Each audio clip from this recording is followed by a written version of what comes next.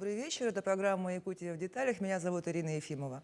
С проблемой мошеннических звонков сталкивается все больше людей. Причем жертвами становятся зачастую кто угодно, и в том числе и пожилые люди, и пенсионеры. А только за последние 10 месяцев из виртуальных кошельков якутян похитили 727 миллионов рублей. О том, как защитить себя и свои средства, сегодня поговорим с моими гостями. Это финансовый консультант, методист научно-исследовательского института Минфина России, волонтер финансового просвещения Ассоциации развития финансовой грамотности Банка России, такое вот длинное название, Рита Якушева, и управляющий отделением Банка России по Республике Саха-Якутия Антоном Коноплевым. Добрый вечер. Добрый вечер. Ну, давайте подробнее поговорим, да, про виды кибермошенничества. Какие самые распространенные схемы вот такого рода действий у нас существуют? Самые популярные сегодня. Ну, давайте я начну. Да, основным видом мошенничества является телефонное мошенничество. С этим видом мошенничества сталкивались многие наши граждане, и, наверное, может быть, даже и вам такие звонки поступали. Которые...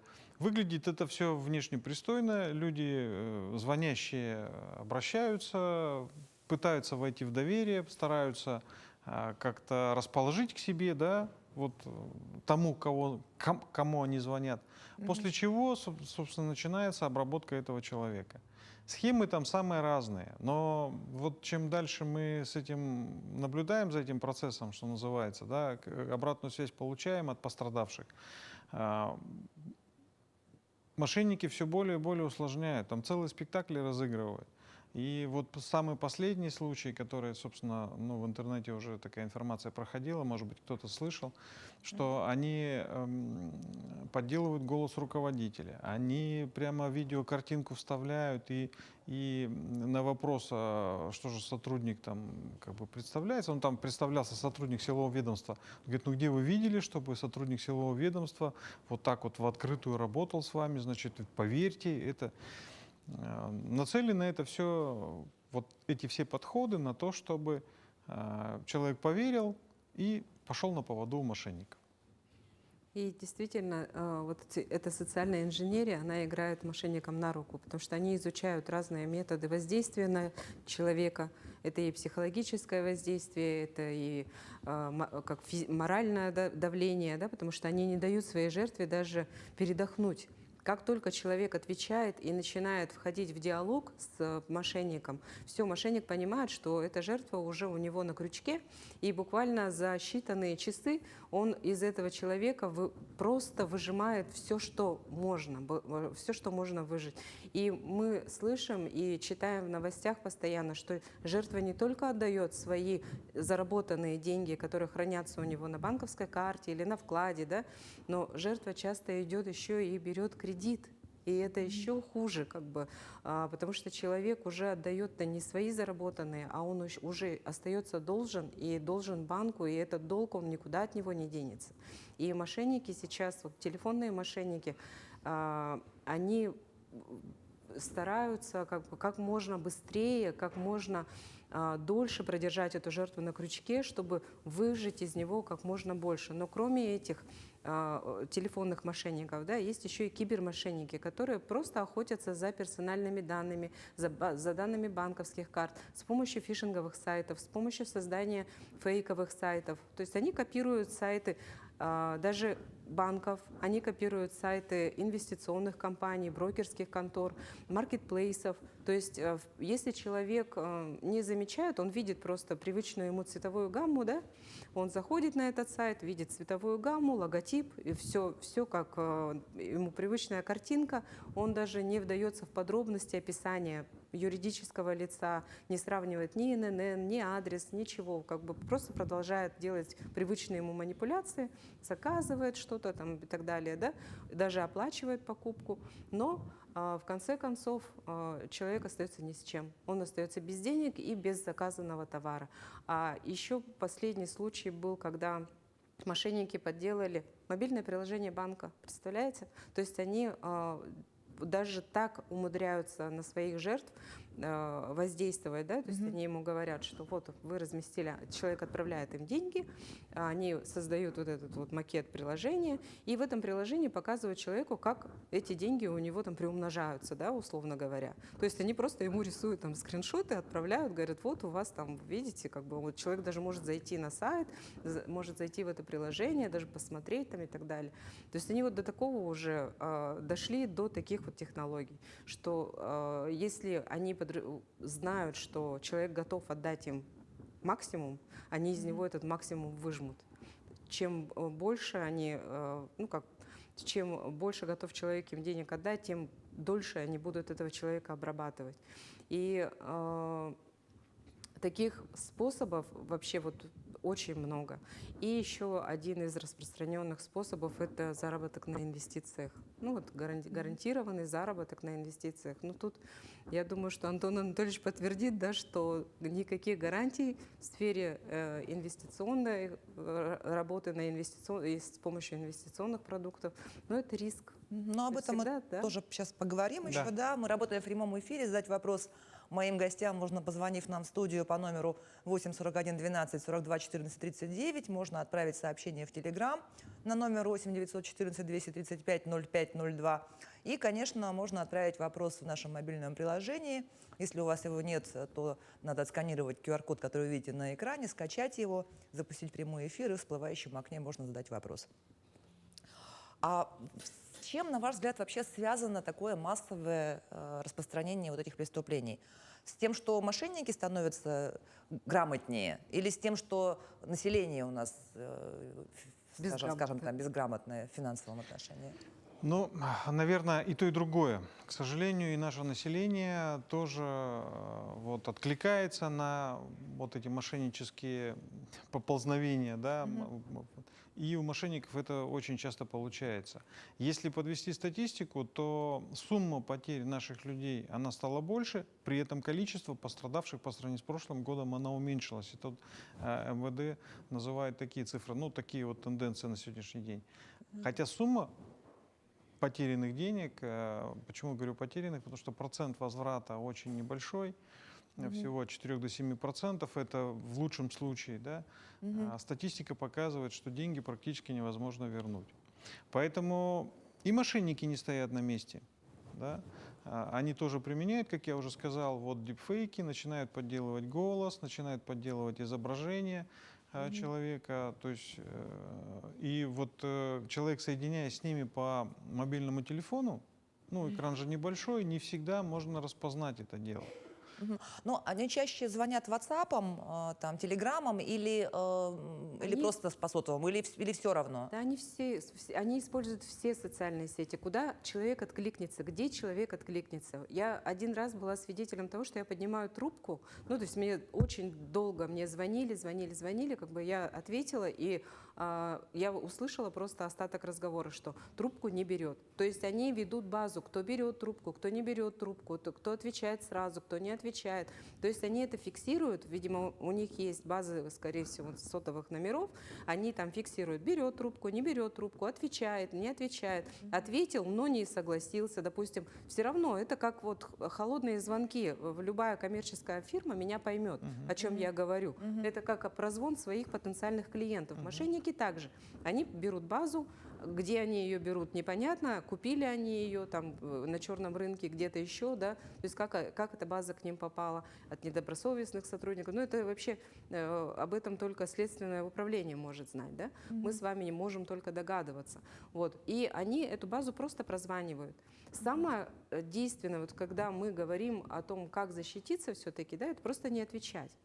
Потому что мошенники все-таки ждут ответа, потому что им нужно ответить. Это самый простой вот способ не отвечать на звонки. То есть просто не брать трубку с незнакомых номеров? Ну, можно не брать трубку, можно, если ты услышал только слово «я звоню вам по такому-то вопросу, касающемуся ваших денег, там, моих денег, там, еще чего-то, там, заработка дополнительного и так далее», да, все, прекращать разговор.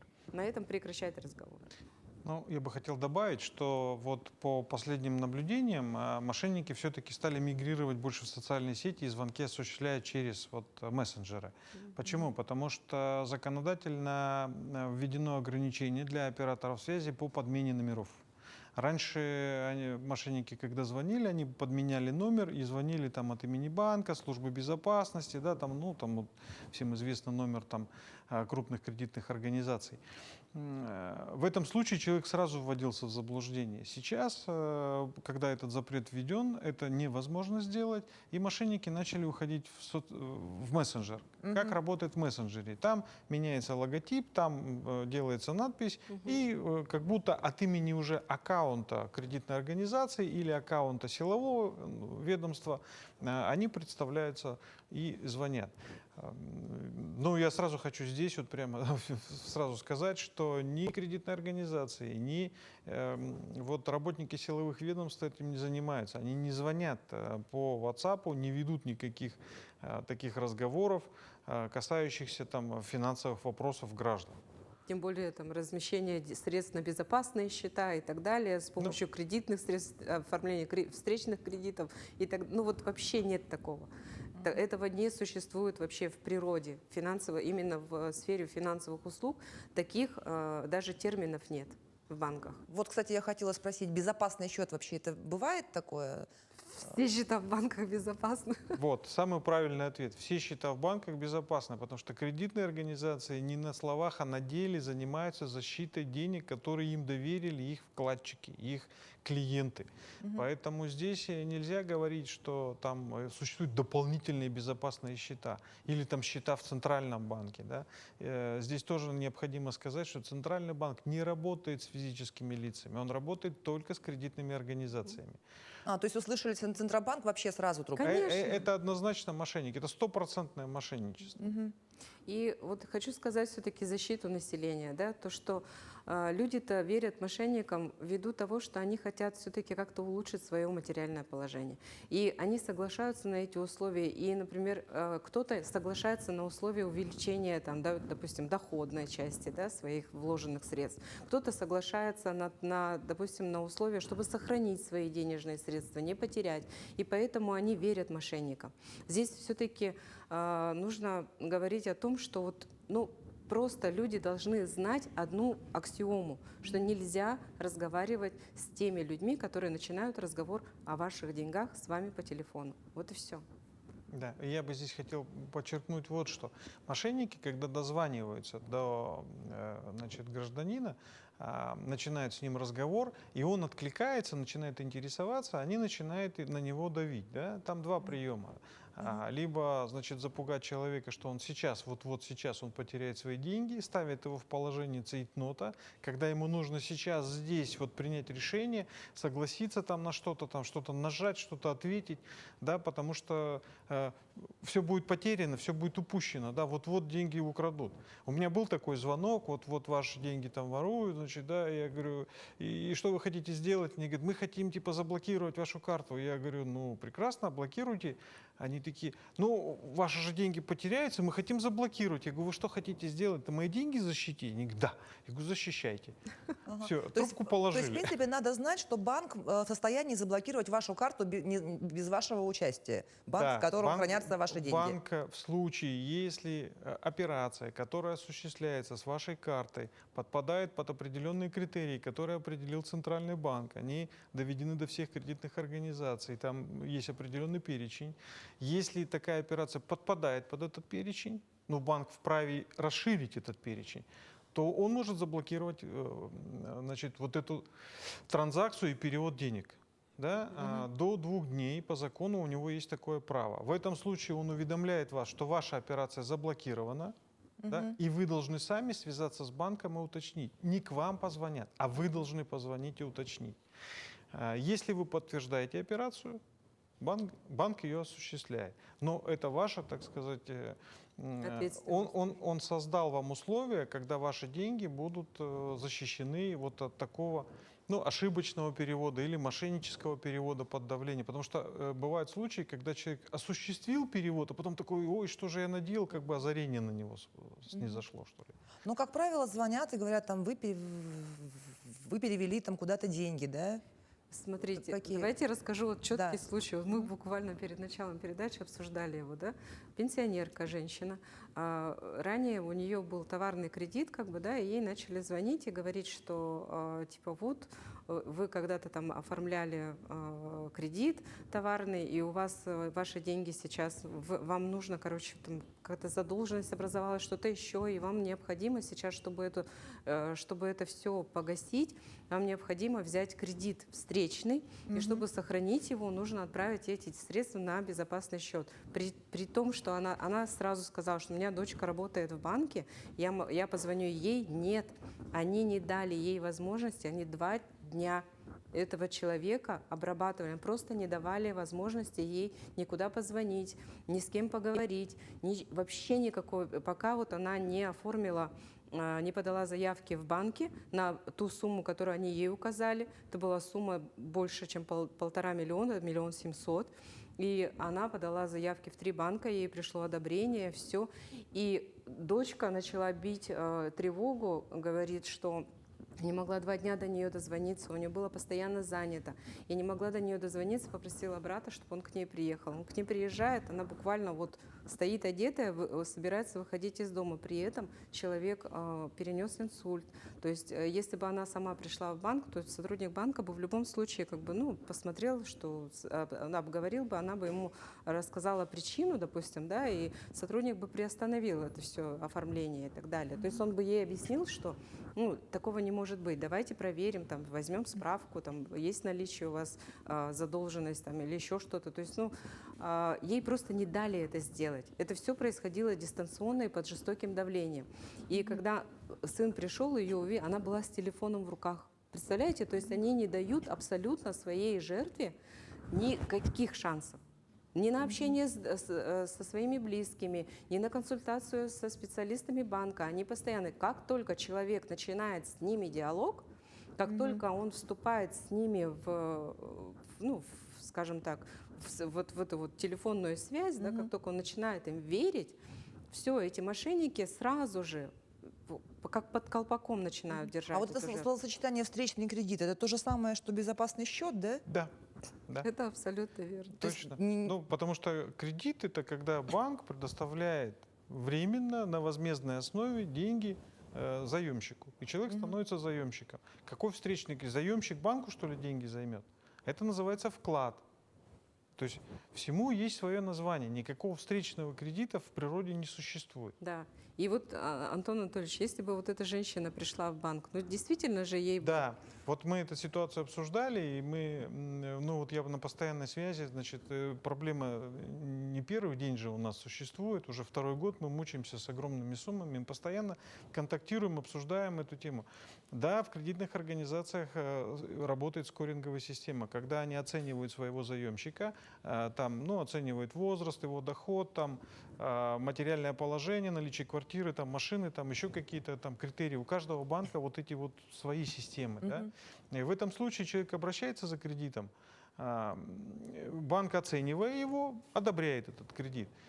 Получается, вот когда человек теряет большую сумму, он эту сумму набирает в нескольких кредитных организациях. Вот в чем еще проблема, да, то есть человек делает несколько, 3, 4, 5, бывает заявок в 5 банков, да, и каждый банк оценивает его независимо. Вот. У нас есть такой институт, Бюро кредитных историй, и вот Центральный банк ведет центральный каталог кредитных историй, но данные туда передаются в течение нескольких дней после получения кредита. Да? То есть если человек взял кредит, а там через 2 недели хочет еще взять кредит, то вот второй банк уже будет знать, что выдан Ну, первый кредит. А если все это в один А день? если это все делается одномоментно, да, то, конечно, банки не знают вот об этой системе, и вот как их информировать друг друга они информировать. У них же тоже это коммерческая деятельность. Мошенники этим. Да, а мошенники этим успешно пользуются. Вот. Поэтому человек попадает в ситуацию. А когда человек заходит в отделение банка, например, ну, через банкомат перевести с телефоном у уха, работники банка прямо встают грудью на защиту. Прямо вот нажимают отмену. Вот прямо вот его отодвигают, нажимают, потому что это стопроцентный мошенник. Он под воздействием мошенника. Мне сегодня рассказали случай в одной кредитной организации. Я там, значит, вот по работе заходил. И вот, говорит, руководитель офиса прямо отодвинула клиента от банкомата и не дала ему закончить операцию. Он часть суммы успел перевести, и после этого начали с ним диалог. В течение часа, говорит, мы с ним разговаривали, на 40-й минуте человек начал понимать, что его обманули. Вот, ну, вот как? Представляете? Мгм. А вот вы сказали, что случаи возврата очень редкие, там 4%, не Ну, более. Да, там А очень низкие проценты. Они кто- разные, там в зависимости от категорий, А поэтому... кто вот те люди, которые все-таки вернули свои деньги? Те, кто сразу опомнился? Ну, конечно, очень существенно, если сразу среагировать. Да? Во-первых, если человек вот совершил ошибку, нажал кнопку и тут же понял, что он вообще не проверил, кто это такие, что я сделал, он тут же звонит в банк, может заблокировать перевод. В этом случае иногда кредитная организация успевает среагировать, да, или отрабатывает с органами внутренних дел, да, то есть пишет заявление, они, ну, процедура, к сожалению, там документальная же вещь, там надо возбудить дело, после этого запросить сведения, потому что мы же все печемся о безопасности. Такое понятие, как банковская тайна, она есть и она защищается. И в этом случае тоже требования закона должны соблюдать обе стороны, как банки, так и правоохранительные органы. Да? И поэтому вот там процедура должна быть выполнена, ее все соблюдают, а это время. Я вот еще недавно с удивлением узнала, что, оказывается, самые распространенные жертвы — это не пенсионеры, ну, нормальные Платежеспособное население. работающие люди. Да. Мы с вами. Да, потому что у нас в какой-то период было такое понимание, что в основном страдали пенсионеры. После этого, видимо, у пенсионеров денег меньше, чем у работающего населения. Им дают кредиты реже, чем работающему населению. Переключились на таких граждан. И вот по статистике, ну там от 25 до 49 лет, самая вот эта группа, она достаточно широкая, но это работающие люди, имеющие кредитную историю положительную, имеющие доходы и пользующиеся вот дистанционным доступом к своим денежным средствам. Ну, как раз те, у кого есть онлайн-банки, Да, собственно Да, говоря. да, именно. Вот Те, кто онлайн-банк. активно покупают в интернет-магазинах, те, кто пользуются поездками и так далее. Ведь мы, когда тоже отправляясь в поездку, мы же иногда даже не задумываемся о том, оставляя свои паспортные данные в хостеле. То есть нам же требуют, бывает, что копию паспорта и так далее. Мы же не забираем свои копии документов обратно, когда выезжаем, хотя можем. То есть мы можем востребовать, ну как, либо просто предъявлять, потому что нету таких требований, допустим, у операторов гостиничных услуг требовать копии паспортов, потому что у них нет возможности их хранить. А по закону они обязаны обеспечить зоны хранения, то есть у них должен быть специальный там архив, там все это в сейфе, все, то есть там о сохранности персональных данных граждан государство очень хорошо позаботилось, и есть даже отдельный закон, который прописывает условия хранения персональных данных, в том числе электронных, бумажных и так далее. То есть здесь есть целая система. И когда мы передаем сами свои паспорта, там, копии паспортов, там, некоторые даже банковские карты, реквизиты оставляют и так далее, да? Ведь мы даже не задумываемся, как они потом хранятся. Куда они? Они, может, собрали потом кучкой и на помойку вынесли, а там кто-то очень умный подобрал, да? Может быть, и не на помойку. Вот у нас многие магазины дают дисконтные карты. Да? Мы все любим дисконты, скидки и так далее. Да? Но чтобы получить дисконтную карту, надо написать фамилию, имя, отчество, И номер телефона. дату рождения и номер телефона. А Адрес потом, электронный. мы удивляемся звонкам мошенников. Вот. То есть мы сами, а сколько магазинов мы посещаем? А в скольких местах у нас просили эти данные? И вот эта информационная гигиена, мы ее тоже должны соблюдать. То есть мы должны изначально, вот почему мы всегда говорим о финансовой грамотности. У Банка России есть отдельный сайт, называется «Финансовая культура», где начиная от ведения личного бюджета, заканчивая управлением финансовыми продуктами, да, все есть. И мы каждый раз говорим, соблюдайте именно цифровую гигиену, именно гигиену общения в социальных сетях. Ведь раньше, когда мы начинали с вами общаться, вот когда только появился интернет, мы же не раскрывали свои имена в интернете. У нас у всех были ники. Да. Да? Согласитесь, что вот мы когда заводили там себе Кто за ним какой-нибудь чатик, скрывается? да, или какую-то страничку в социальной сети, мы не писали свое реальное имя, а сейчас у всех реальные имена, даже у детей. Потому что детям, чтобы подключиться к образовательной платформе цифровой, тоже нужно зарегистрироваться в социальной сети, создать там аккаунт. И некоторые дети даже пишут класс и номер школы. То есть там не просто фамилия и имя, да, а вот школа, класс там и так далее. И это же тоже информация, которая, ну вот, на руку мошенникам. Ну, вот у меня такой вопрос. Понятно, что одна история — это вы сейчас потеряете свои деньги, вот, а мы затронули с вами вторую историю. Мгм. Это вот когда пытаешься свои деньги приумножить, да?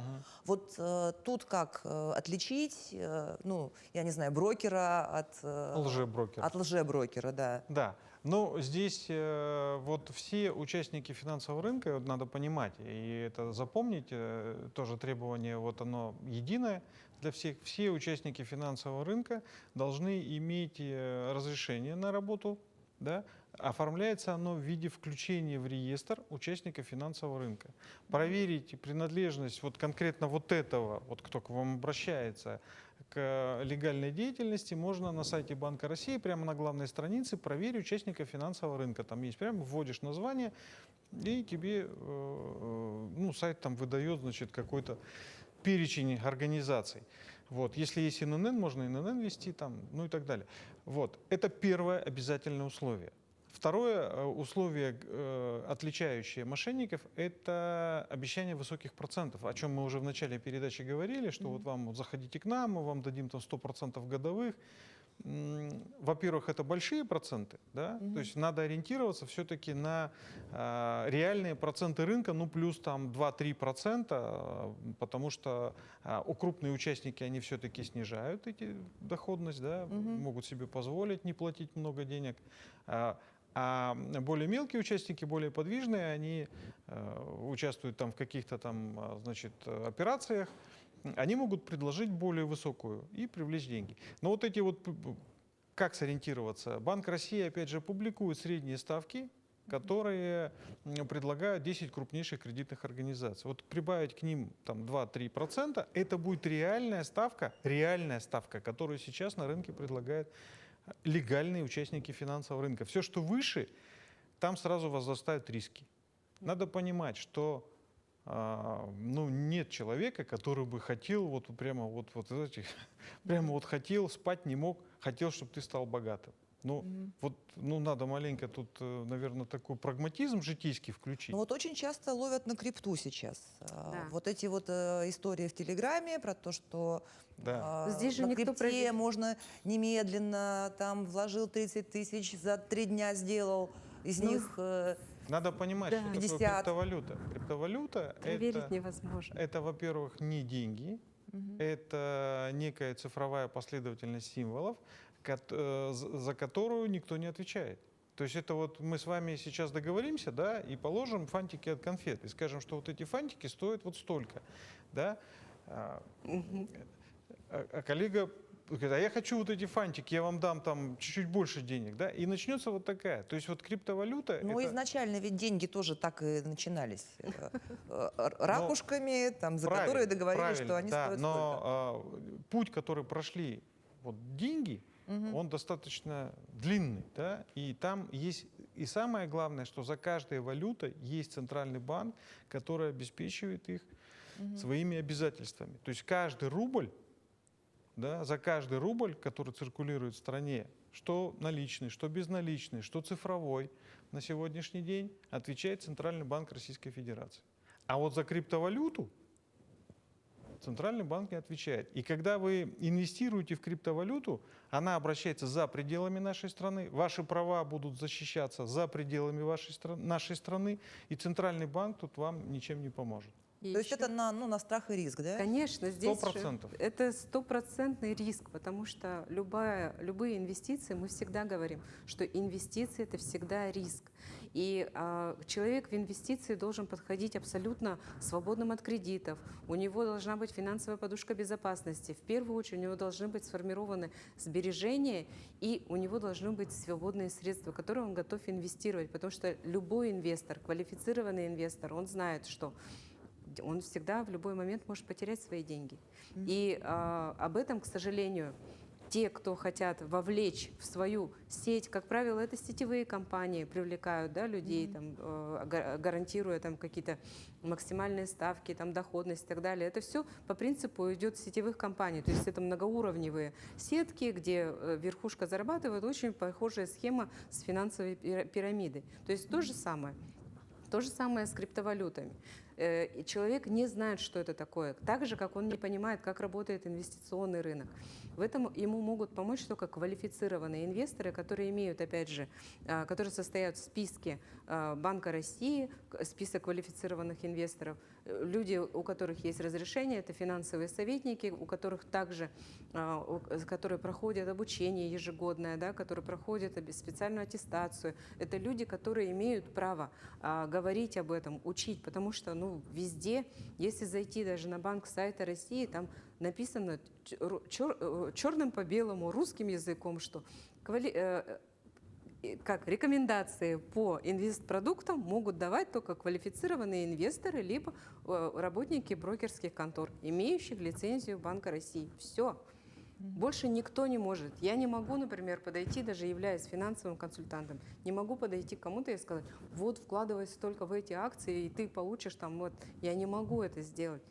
Я не имею на это никакого ни морального права, ни профессионального права, потому что у меня нет разрешения на эти вопросы, решать эти вопросы. Я могу только научить человека, как грамотно, куда зайти, где научиться. Вот вся дорога ведет, все дороги ведут на сайт Банка России. Вот здесь вот мы постоянно говорим, что вот эти заветные 3 буквы, да, cbr.ru и финансовая культура, это вот наша настольная книга по финансовой грамотности. Вместо того, чтобы сидеть там где-то в социальной сети, да, или в мессенджерах, в группах, там, читать какие-то непонятные новости, лучше зайти на эти сайты и лишний раз стать умнее в плане управления своими финансами. То есть, получается, если брокера можно проверить через сайт Банка России, то брокера, который криптовалютой Нет, конечно. занимается, я вообще никак не проверю. Никак. Никак не проверить. Никак. И Это, здесь во-первых, нет никаких иностранное гарантий. юридическое лицо, во-вторых, он точно не состоит в реестре Банка России, а если у него есть признаки операций, признаки мошеннических операций, там есть другая возможность проверить, да, что ведущие нелегальную деятельность. И того, кого мы находим, мы тоже там фиксируем, и на сайте можно проверить, что, может быть, он, если не в числе легальных, то он в числе нелегальных участников рынка числится. Так называем, мы его черным списком не называем, но это список вот таких Ну, в общем, участников. процент должен быть реальным, а если он нереальный, то это как Всё это, да. поле чудес в Это стране поле дураков, да, да? да, Ты да. закопай Да, свои да, червонцы. И потом люди же тоже не хотят признавать своих ошибок, да, например, человек вложился и хочет вернуть заработанное. Ну, естественно, начинает с ближнего вплоть. А ему предлагают еще больше Конечно, вложиться. да. И он говорят, что там, допустим, вот ты приведи там 3, и мы тебе еще там и так далее. И вот он начинает обрабатывать. Они же начинают обрабатывать свой ближний круг. И они начинают рассказывать о баснословных каких-то там процентах, что каждый день он там получает там какие-то непонятные, очень высокие суммы. И мы видим везде, и в любой социальной сети открой, в любой ленте ты получишь рекламное сообщение, что вот любой школьник там зарабатывает столько-то, а только ты еще не сидишь и работаешь там условно на дядю. Они пользуются этим, потому что они как раз вот используют эту социальную инженерию, да, чтобы зацепить на крючок. И опять же человек переходит по этой ссылке, и он сразу свой ID показывает мошенникам и говорит: я готов посмотреть ваши условия, давайте мне отправляйте ваши. И его начинают закидывать уже другими предложениями. Давайте резюмируем. Тогда, значит, первое что? Не вступать в переговоры. Вообще Лучше нет. всего не вступать. Да.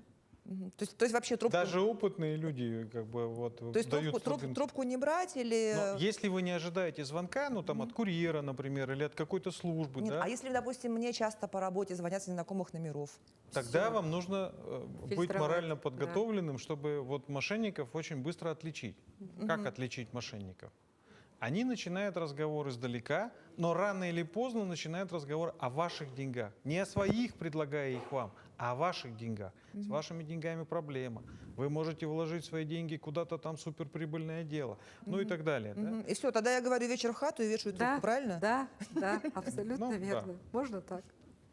То есть прерывайте разговор. Вот прерывание разговора дает возможность как бы подумать, да, взвесить, вот что вам сказали, что вы ответили, посоветоваться с родственниками, потому что человек со стороны, он как-то сразу Ну или я вежливо отвечает. говорю, я вам перезвоню. И опять же вешаю трубку сразу. Можете сказать, что я проконсультируюсь в банке и Да. как Или бы, в другой компании. да, если и решу свою проблему, да. Вот Сам. мошенники тоже, они, к сожалению, вот потом Ну, значит, не брать трубку, не вестись на Да. большой процент, проверять брокеров на сайте Банка России. Да, не верить тому, что вам говорят и показывают, да, потому что, ну вот, угрожать начинают удостоверениями, какими-то там справками, Скриншотами, направлениями и так далее.